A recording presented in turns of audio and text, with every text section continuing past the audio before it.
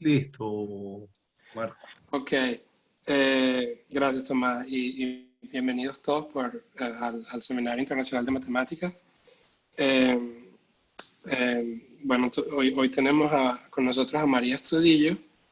Les voy a contar un poco la trayectoria de María. María es egresada de la Universidad de Simón Bolívar en Venezuela, donde hizo su licenciatura y después hizo su doctorado en la Universidad de Coimbra en Portugal y después estuvo como postdoc en la Universidad de Paraná y en la Universidad Estatal de Maringá. Y ahora es profesora en la Universidad Federal de Santa Catarina. María nos va a hablar de la teoría espectral en el estudio del comportamiento asintótico de las soluciones de ecuaciones diferenciales parciales. Entonces, sin más preámbulos, los dejo con María. ¿Estás ahí, María? Sí, estoy aquí. Ok, Adelante. entonces, vamos otra vez. Entonces, bueno, bueno, yo no sé si lograron escuchar esto, pero yo quería agradecerle a Cristina la invitación eh, para esta charla y a todos los organizadores por la oportunidad de dar esta charla. Y bueno, como dice el título, me gustaría hablar un poco sobre cómo usar teoría espectral básica que aprendemos en análisis funcional para el estudio del comportamiento asintótico de las soluciones de algunas ecuaciones diferenciales parciales. Entonces, antes de eso quería hablar un poco de manera general de cuál es mi línea de investigación. Entonces, de manera bien resumida, yo estudio el comportamiento asintótico de soluciones de problemas de valores iniciales y de frontera asociados a ecuaciones de evolución que surgen en el modelaje de problemas físicos y mecánicos. Entonces, en particular, estoy interesada en el estudio de la estabilidad exponencial y polinomial de ecuaciones de evolución disipativas o sistemas de evolución. También busco mostrar la existencia de atractores globales de sistemas dinámicos generadas por soluciones de problemas asociados a ecuaciones de evolución. Pero no voy a hablar de eso hoy, solo voy a hablar de estabilidad exponencial y polinomial y sobre cómo podemos ver cómo las variaciones en relación a parámetros afectan también el comportamiento asintótico de soluciones de algunas ecuaciones en derivadas parciales. Entonces sabemos que cuando modelamos problemas físicos y mecánicos, esos modelajes aparecen parámetros que tienen importantes significados físicos. Y es importante poder entender cómo cuando varían esos parámetros también afecta el comportamiento asintótico de las soluciones. Entonces, ¿cuál es el interés en este tipo de problemas? Bueno, suponemos que tenemos un sistema con una disipación. Esa disipación puede ser dada por una propiedad intrínseca del objeto, por ejemplo, la viga que estamos modelando, o por una fuerza externa. Y estamos interesados no solo en probar el decaimiento de la energía asociada al sistema, más poder encontrar tasas de decaimiento óptimo con el menor costo posible, con énfasis a veces en el menor costo posible, porque hay mucho interés en eso cuando estamos haciendo el modelaje de problemas mecánicos. También los resultados sobre el comportamiento asintótico nos ayudan a entender y hasta prever el comportamiento a largo plazo de soluciones de sistema y por tanto los fenómenos físicos o mecánicos que describen a largo plazo. Y entonces, los problemas más específicos que trabajo, últimamente trabajo más que todo con sistemas hiperbólicos disipativos. Entonces estudio el comportamiento asintótico de esos sistemas conocidos, pero con nuevos tipos de disipaciones o con nuevos tipos de acoplamientos. También dados sistemas hiperbólicos con disipaciones actuando en todas las ecuaciones del sistema, busco determinar cómo afecta la estabilidad si considero una o más ecuaciones del sistema sin disipación. Entonces, supongamos que tenemos dos ecuaciones, por ejemplo. Cada una de esas ecuaciones tiene una disipación asociada y sé que ese sistema decae con una cierta tasa. Ahora, si quito una de esas disipaciones, ¿será que todavía puedo garantizar la estabilidad del sistema y con la misma tasa? También busco minimizar las condiciones sobre la localización o el volumen de la región donde actúa la disipación en ese sistema o en esa ecuación de evolución, todavía garantizando la estabilidad. Entonces, ¿por qué eso es importante? Porque si consigo minimizar las condiciones sobre la localización de la región de la disipación, entonces tengo más flexibilidad y puede ser que el modelaje sea más realista. O si minimizo el volumen, en las condiciones sobre el volumen de la región, eso también me puede ayudar a reducir costos, porque si puedo tener menos disipación y todavía garantizar la misma estabilidad, entonces eso me ayuda a reducir costos en el modelaje del problema mecánico. También busco generalizar resultados de comportamiento a largo plazo de sistemas de evolución, haciendo a veces el sistema más complejo, siempre que eso sea interesante. Por ejemplo, si tengo un sistema lineal y coloco una no linearidad y pregunto, bueno, ¿será que con esa puedo tener condiciones sobre esa no linearidad tal que me garanta todavía la existencia y el decaimiento de las soluciones, posiblemente con la misma tasa? O si tengo una ecuación que depende de un operador lineal y cambio para un operador no lineal, ¿será que todavía puedo garantizar la asistencia y la estabilidad de las soluciones? Entonces resulta que muchos de esos tipos de problemas pueden ser estudiados usando teoría espectral básica. Uno de esos problemas es el siguiente. Este es una ecuación que modela el desplazamiento de una viga. Entonces, U denota el desplazamiento de la viga. Y cuando esa viga está en la posición de reposo, digamos, ocupa este dominio omega. Entonces, estudia esa ecuación con condiciones de frontera y datos iniciales estándar. Y quiero ver cómo se comportan las soluciones a largo plazo. Entonces, lo importante de esta ecuación es que depende de este término que es llamado el del término de memoria. Ese término es lo que es responsable por la disipación de la ecuación. Y pueden ver que ese término depende de un parámetro, θ, que va a variar entre 0 y 1. Y depende también de un núcleo de la memoria, que es ese G que aparece. Además de eso, no depende solo del tiempo, pero depende de t menos s, donde s mayor que 0. Entonces, por eso es llamado también de memoria con historia pasada. Ahora, esta ecuación también tiene los efectos de la inercia rotacional, que he modelado por ese término. Entonces, siempre vamos a asumir que ese coeficiente que llamamos del coeficiente de la inercia rotacional es positivo. Y aparece este otro beta que sería el coeficiente de elasticidad. Entonces, vamos a ver cómo ese θ, ese parámetro θ, afecta la estabilidad, ¿no?, del problema. Entonces, algunos resultados previos.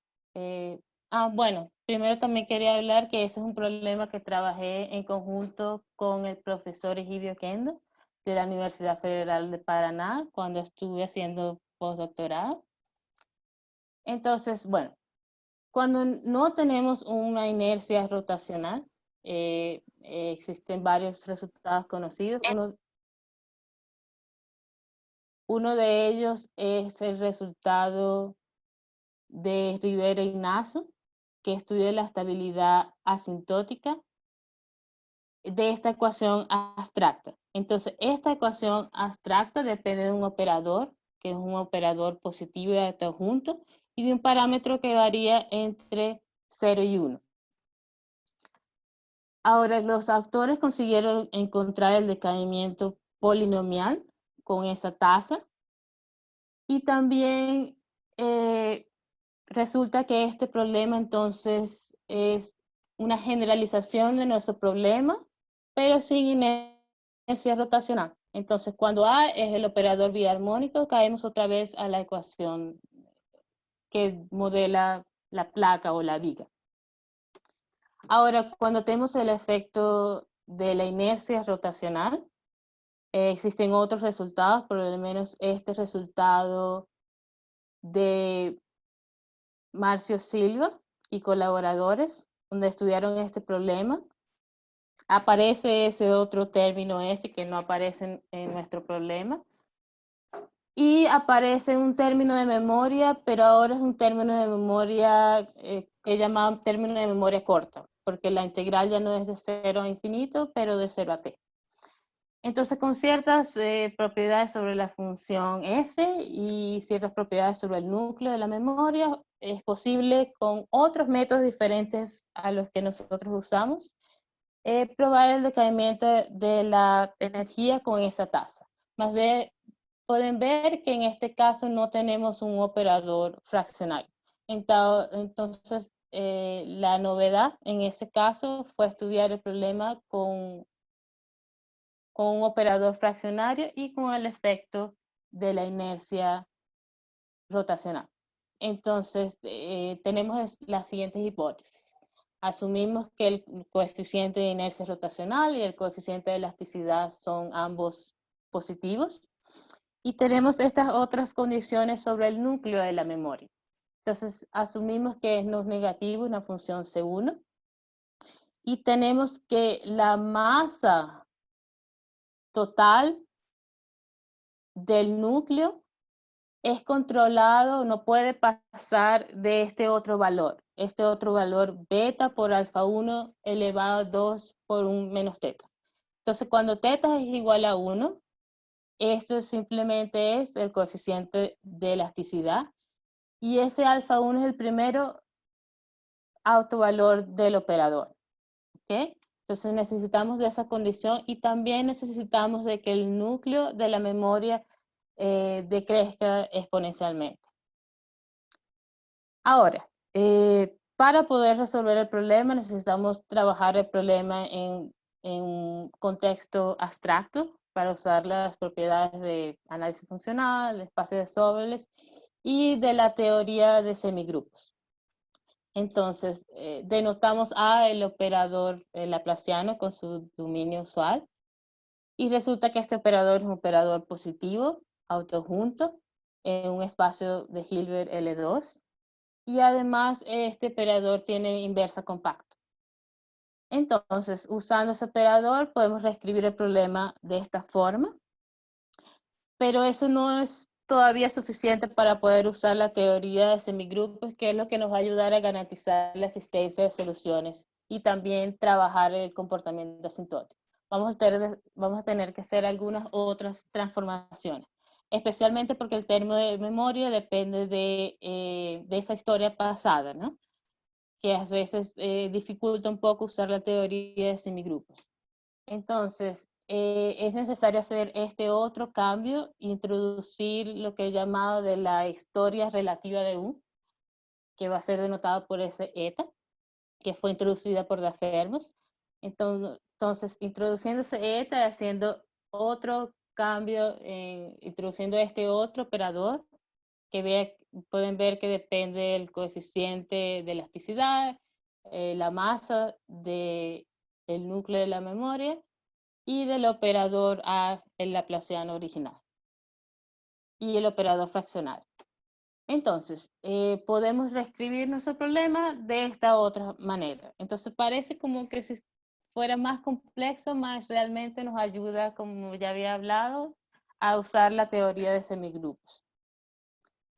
Otras propiedades importantes que necesitamos es que esos operadores fraccionarios también son autojuntos y positivos y satisfacen propiedades de inmersiones. Entonces, esas propiedades de inmersión continua nos va a ayudar a encontrar las estimativas que necesitamos en el estudio del comportamiento asintótico.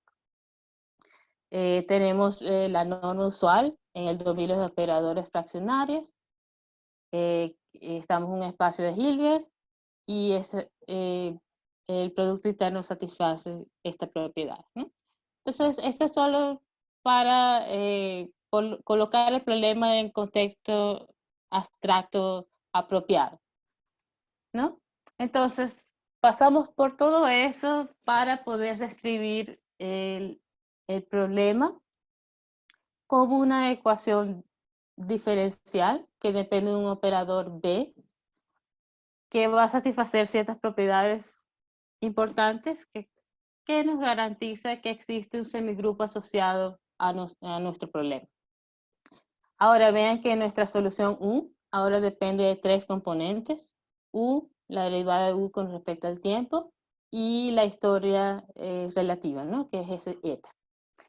Entonces nuestra ecuación diferencial depende de un operador, de ese operador B que está definido por esa expresión, ¿no? Necesitamos trabajar en un espacio de fase apropiado, ¿no? El espacio de fase tiene que ser un espacio que la solución U pertenece a ese espacio, que cuando aplicamos el operador, B de U también pertenezca al espacio. Entonces el espacio apropiado en este caso es este, que tiene tres componentes, el dominio de A un medio, y un espacio L2 con peso, que es donde va a estar definido la historia relativa. Ese espacio de fase es un espacio con producto interno, espacio de Hilbert, y el dominio del operador tiene esta expresión. ¿Ok? Entonces, todo eso es para poner nuestro problema en un contexto abstracto que nos garantice la existencia de un semigrupo asociado, que después nos va a garantizar la existencia y unicidades de la solución. Entonces, la solución de nuestro problema abstracto pertenece a ese espacio, y entonces eso también nos garantiza la solución de nuestro problema asociado a la viga, ¿no? Nuestro problema original. Ahora queremos entrar en el estudio del comportamiento asintótico. Y ahí es donde entra la caracterización espectral. Entonces, ya tenemos que nuestro operador es un operador que genera un semigrupo C0. C0 es simplemente fuertemente continuo en un espacio de Hilbert. Entonces, el semigrupo es exponencialmente estable, por tanto la solución es exponencialmente estable si y solamente si la parte imaginaria es un subconjunto del conjunto resolvente del operador y satisface esta estimativa.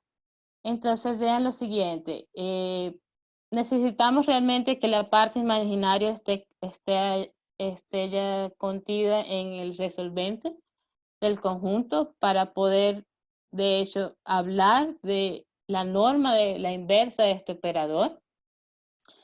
Entonces, vean, si conseguimos encontrar que el lim sub, cuando el módulo de lambda va para infinito, de esa norma está limitado, entonces acabó. Ya podemos garantizar que las soluciones tienen estabilidad exponencial. Entonces, comenzando con un problema de evolución que puede ser difícil de encontrar el comportamiento asintótico, acuérdense que depende de un operador fraccionario. Resulta que es suficiente encontrar estimativas apropiadas sobre un problema estacionario. ¿Ok? Y todo eso es hecho a través de la caracterización espectral de la estabilidad exponencial. También tenemos una caracterización espectral de la estabilidad polinomial. Entonces, en este caso, con la misma hipótesis que el operador asociado a nuestro problema genere un semigrupo C0 de operadores limitados en un espacio de Hilbert, tal que la parte imaginaria está contida en el resolvente del operador. Entonces, el decaimiento polinomial lo tenemos si solamente si satisface esta propiedad. Entonces ve que es similar al anterior, solo que aparece este otro término módulo de lambda elevado a menos alfa. Y resulta que este alfa que aparece aquí en esta estimativa es exactamente el alfa que aparece en la tasa de decaimiento. Entonces no solamente encontramos que decae polinomialmente, pero sabemos la tasa con que decae. Entonces, otra vez, encontrar el comportamiento asintótico es un problema, un sistema de evolución con operador fraccionario, se va a reducir a trabajar con un problema estacionario, ¿ok? Que es mucho más simple. Ahora, ven que este es el problema estacionario que necesitamos controlar, este operador inverso. Entonces, para controlar esta norma, lo que necesitamos es controlar la norma de la solución del problema del sistema estacionario. ¿Ok? Entonces, en nuestro caso particular, con la manera en que el operador B está definido, eso es equivalente a que la solución, que recordamos que tiene 3 componentes, sea la solución de este problema. Entonces, todo se va a reducir a una estimativa sobre la norma de esa solución. María, Ajá. tenemos una pregunta en el chat, es de Rafael Rullero, dice, la hipótesis sobre la integral de G de t y los autovalores del espectro tienen significado físico. Sobre la memoria, sobre el núcleo de la memoria. Bueno, Rafael. Sí. Bueno, realmente le puedo decir que esas condiciones son realmente necesarias para encontrar los resultados. Ahora, imagino que si como lo que aparece es la masa del núcleo de la memoria y lo otro es la elasticidad, pues imagino que sí, que debe tener algún significado físico, pero no sabría decirle exactamente. ¿Ok? Dice que necesarias o suficientes. Necesarias o suficientes. Uh-huh. Bueno, con el método que usé, lo necesité. Esas condiciones. Ahora no sé si con algún otro método no sea necesario. ¿Ok? Entonces, como hablé, la idea es encontrar estimativas sobre esa solución.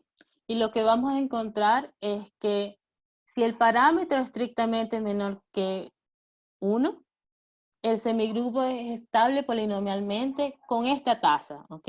Que depende del parámetro. Y más que eso, podemos garantizar que esa tasa de decaimiento es óptima, en el sentido de que no decae con una tasa t elevado a menos k, con una k mayor que la tasa que encontramos.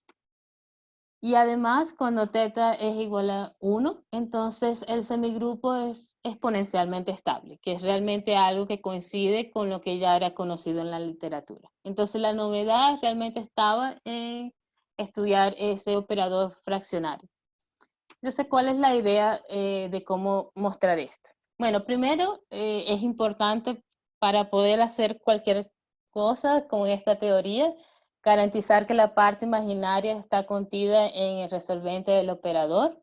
¿ok? No voy a entrar en detalles de eso, pero podemos probar que eso es válido. Y después entonces pasamos a encontrar la estimativa.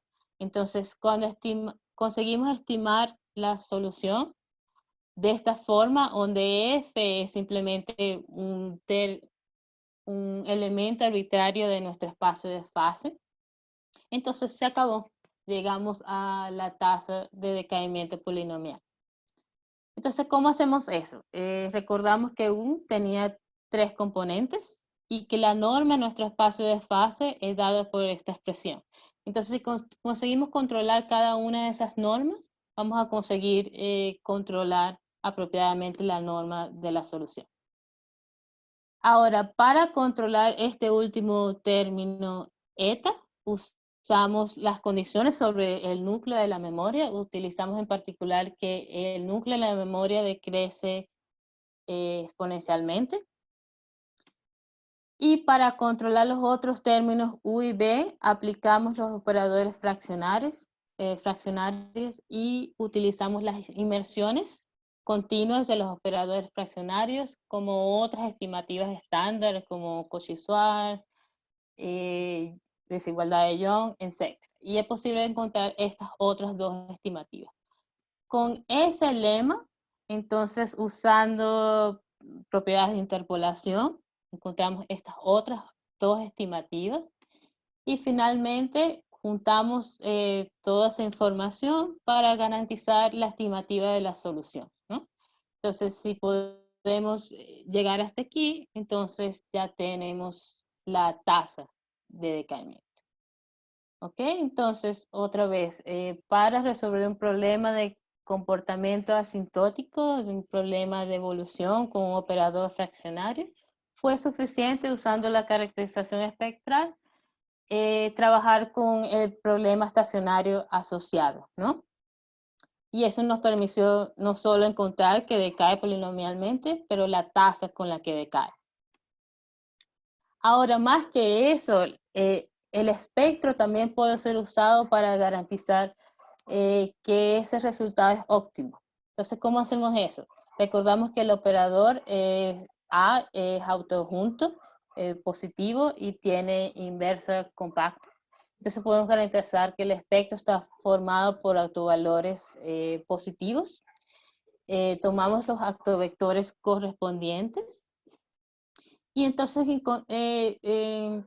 tomamos una secuencia de elementos en el espacio de fase que dependen de esta forma del autovector. Entonces, tomando esos elementos particulares, la solución satisface este sistema. Ahora, buscamos soluciones U que sean un múltiplo del autovector. Entonces, con esas restricciones y tomando un núcleo con unas condiciones particulares que satisfacen las hipótesis que teníamos anteriormente, es posible mostrar que el escalar satisface esta relación. No nos vamos a preocupar mucho con la expresión específica.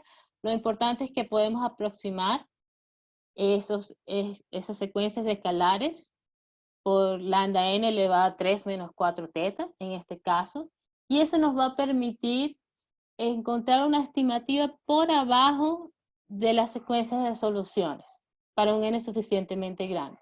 Entonces, ¿qué es lo que pasa? Si tomamos un K, K siendo la tasa, que sea mayor que la tasa que habíamos obtenido anteriormente, entonces, usando la caracterización espectral, podemos garantizar que este término es limitado. Pero por otro lado, por esta desigualdad que encontramos, multiplicando por lambda n elevado a menos 1 sobre k, llegamos que esto explota. Entonces llegamos a una contradicción. Y esa contradicción nos garantiza que esa tasa de decaimiento es óptima. Entonces, otra vez, resultados de teoría espectral básica no solo fueron usados para encontrar una tasa de decaimiento, pero para mostrar que esa tasa también es óptima. Entonces, ese fue un problema particular. Ahora hemos también trabajado varios otros problemas usando esa técnica de teoría espectral. uno de esos problemas fue una generalización natural del problema anterior. Entonces, este otro problema, ahora en vez de una placa o una viga, tenemos el modelo de 2 vigas acopladas, ¿no? Con condiciones de frontera y condiciones iniciales estándar. Y ahora esas vigas están acopladas por el desplazamiento, ¿no? Por U y V. Y también tenemos un efecto rotacional, de inercia rotacional en ambas ecuaciones. Y tenemos un término de memoria, un término de disipación solamente en una de las ecuaciones. Entonces, ¿qué pasa? En este caso tenemos varios coeficientes, ¿no? Tenemos coeficientes ρ1 y ρ2, que serían las densidades, y tenemos beta 1 y beta 2, que serían los coeficientes de elasticidad de las vigas. Entonces va a resultar que nuestros resultados van a estar directamente relacionados no solo con el parámetro teta del operador fraccionario, pero también con una relación estructural entre todos esos coeficientes. Entonces, esos coeficientes y también los coeficientes relacionados con la inercia rotacional. Ahora, este es un problema que trabajé también con el profesor Hidio Kento y también con un estudiante de doctorado, Guillermo Tisca. Entonces, ese trabajo fue inspirado en un otro trabajo del profesor Hidio Kento con Freddy Suárez, que también es el estudio de un sistema de vigas con estas condiciones, solo que en este caso el acoplamiento es un poco diferente y la disipación también es diferente. Nosotros tenemos una disipación del tipo memoria y ellos tienen una disipación que cuando teta es igual a 0, es lo que llamamos de una disipación friccional, y cuando teta es igual a 1 es lo que llamamos una disipación Kelvin-Bond. Ahora, ellos encontraron que el semigrupo decae polinomialmente con tasas que dependen de la relación estructural de los coeficientes. ¿Cuál es esa relación? Por un lado tenemos una relación entre las densidades y los coeficientes de elasticidad, y por otro lado tenemos una relación entre los coeficientes de inercia rotacional y la elasticidad. Entonces, dependiendo de que si estos valores son 0 o no, cambian las tasas de decaimiento polinomial. Entonces, en nuestro caso particular, cuando tenemos memorias, tenemos que, dependiendo de que si estos términos que son ceros o no, las tasas son polinomiales, pero la tasa específica cambia, dependiendo de esos valores. Entonces, hay una relación entre los parámetros y también los coeficientes que aparecen en el sistema. ¿Ok? No voy a entrar en detalle, pero ese es el resultado. Ahora también podemos estudiar otros sistemas. Por ejemplo, podemos estudiar un sistema de Timoshenko, que también modela las vibraciones de una viga, solo que en este caso, este phi que aparece aquí denota los desviamientos verticales, y ese sí denota el ángulo de rotación de la sección transversal. Entonces también tenemos condiciones de frontera y datos iniciales estándar, solo que en este caso los acoplamientos en los sistemas de Timoshenko son diferentes. Tenemos otra vez un término de memoria, y en este caso tenemos también que los coeficientes van a tener un rol especial cuando estudiamos las tasas de decaimiento. Entonces, lo que pasa en este caso es que cuando el termo de disipación aparece en la ecuación que tiene que ver con el ángulo de rotación, que es nuestro caso, ya era conocido con otros tipos de disipación sin operador fraccionario, que estos coeficientes tienen a ver con la diferencia de propagación de las ondas. Entonces resulta que si esta diferencia de propagación de las ondas es igual a 0, Entonces, eso determina la estabilidad exponencial. Ahora tenemos decaimiento polinomial en el caso de que la diferencia de propagación de ondas sea diferente de cero. Y resulta que en nuestro caso, con operadores fraccionarios, eso sigue siendo válido, en el sentido de que ese valor va a afectar las tasas de decaimiento. Entonces, si esa diferencia de propagación de ondas es diferente de cero, el semigrupo decae polinomialmente con una tasa, y si es igual a 0 con teta estrictamente menor que 1, sigue cayendo polinomialmente pero con otra tasa. Ahora, si la diferencia de propagación de ondas es igual a 0 y teta es igual a 1, volvemos a obtener decaimiento exponencial, que ya era conocido en la literatura. Y finalmente, solo quería hablar de otro tipo de problemas, que es la mixtura de sólidos, que también puede ser estudiado usando la caracterización espectral. Entonces, ¿cómo este problema es diferente de los otros? En general, podemos esperar que un material se haya compuesto con solo un elemento, más puede ser en casos particulares, por lo menos cuando tenemos fluidos o cuando tenemos una fusión de metales, puede ser interesante considerar el material como compuesto de varios tipos de elementos, ¿no? Entonces, en ese caso, el sistema es modelado por una mezcla de sólidos. Cuando tenemos una mezcla de sólidos, el modelaje es un poco diferente.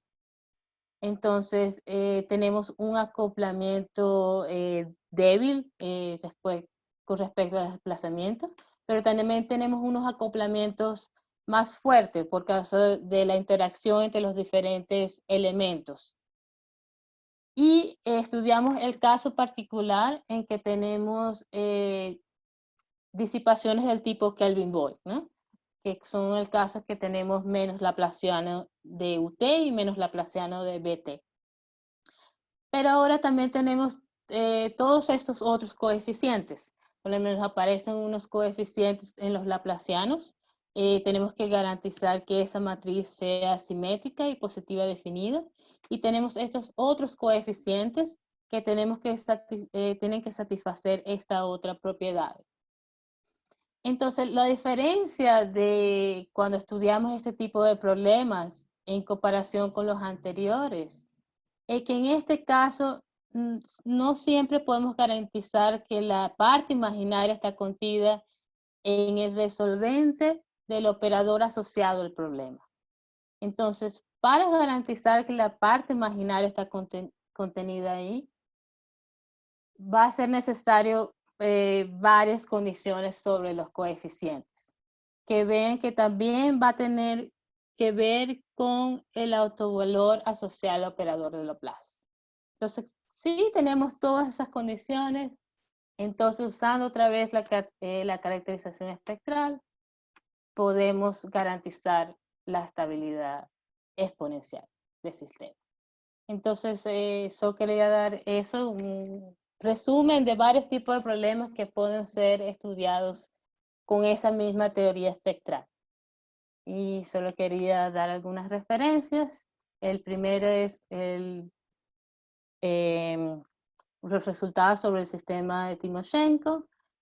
Estos son los resultados de caracterización espectral. Y este otro son los resultados sobre la viga con inercia rotacional y memoria. Gracias. Gracias, María. Un aplauso. Gracias. Bueno, y ahora abrimos las preguntas. Entonces, si tienen preguntas para María, por favor, o por el chat o por el micrófono, los invitamos a preguntar.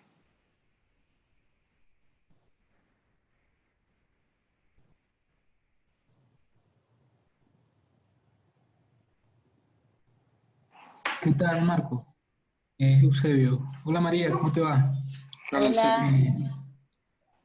Solo quería preguntarte, María, porque no pensé que, bueno, por la diferencia horaria entré un poco tarde, no sabía que era esa la hora y pensé que era más tarde. Y bueno, dijiste algo acerca de que un operador asociado al operador de la plaza, algo escuché, ¿verdad? ¿En qué sentido son asociados? ¿Sí ¿Cómo? dijiste algo de que los operadores, había un operador asociado al operador de la plaza o fue que escuché mal? Y si lo dijiste, ¿en qué sentido lo son? Bueno, tenemos el operador, ¿no? Simplemente trabajamos el problema en el sentido abstracto, ¿no? Tenemos el operador, en el primero llamé de A igual a menos el laplaciano con el dominio estándar, ¿no? Que es H2 intersección con H1. No sé si quizás hable del semigrupo asociado al problema. Ah, ya, quizás sí, fue a lo mejor que escuché mal. Pero bueno, gracias. Saludos igual. Saludos.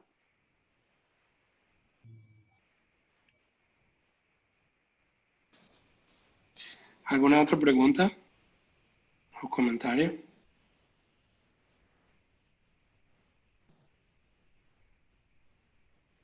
De repente yo tengo una pregunta, otra pregunta. Buenas tardes a todos. Buenas tardes. María, sí, tú tienes dos tipos de problemas, uno que tiene un núcleo Ujú. y otro que tiene un problema que parece mucho más un problema lineal, este último, el segundo problema que tiene matrices multiplicando el laplaciano. Ajá. Y de los dos tipos de problemas tú sacas condiciones para el decaimiento de la solución. O sea, de alguna Ujú. manera estás logrando acotar el semigrupo, de alguna forma, ¿no? ¿Cuál es la diferencia entre las técnicas, entre el primero y el segundo problema, por ejemplo, para llegar a esa conclusión? Bueno, este último problema sí es diferente porque en el otro problema yo siempre podía garantizar esta propiedad independientemente de las relaciones entre los coeficientes. Ah, sí, Siempre podía cierto. El primer problema ya tú tenías que la la parte parte compleja estaba en imaginaria. en el resolvente, entonces podías Resolver. invertir el operador y ahí eso implica más o menos automáticamente que hay decremento Ajá. exponencial. Sí, entonces en el segundo, ¿cómo haces? En el segundo, bueno, eso fue bien complicado porque necesité restringir para garantizar que esto fuera verdad, porque en general no lo es. En general no puedo garantizar Ah, que la sí, o sea, tú parte dices imaginaria. la hipótesis esa que aparece Las en el hipótesis. resultado implica que la parte imaginaria está metida en el Eh, resolvente, entonces. sí. Ah, ok. ¿Y puedes dar una idea de más o menos de cómo es la cuenta o es muy complicado? Bueno, la idea es, hay que hacer un cambio, varios cambios de variables para que el problema se vuelva un problema con una disipación en apenas una de las ecuaciones. Entonces, Sí. cuando se hace ese cambio de variable, Ujú. estas son esas condiciones que me van a garantizar poder hacer ese cambio de Sí, variable. Y sí. ya cuando llegan a otra, entonces sí, esa sí va a garantizar las propiedades. Ah, sí, o sea, sí. Reduce el problema al problema donde hay una sola ecuación con una disipación, ahí ponen las Ajá, condiciones sobre ese término disipativo para que el semigrupo sea, para que el operador sea invertible. sí, Ah, sí. Bueno, ok, gracias. de nada.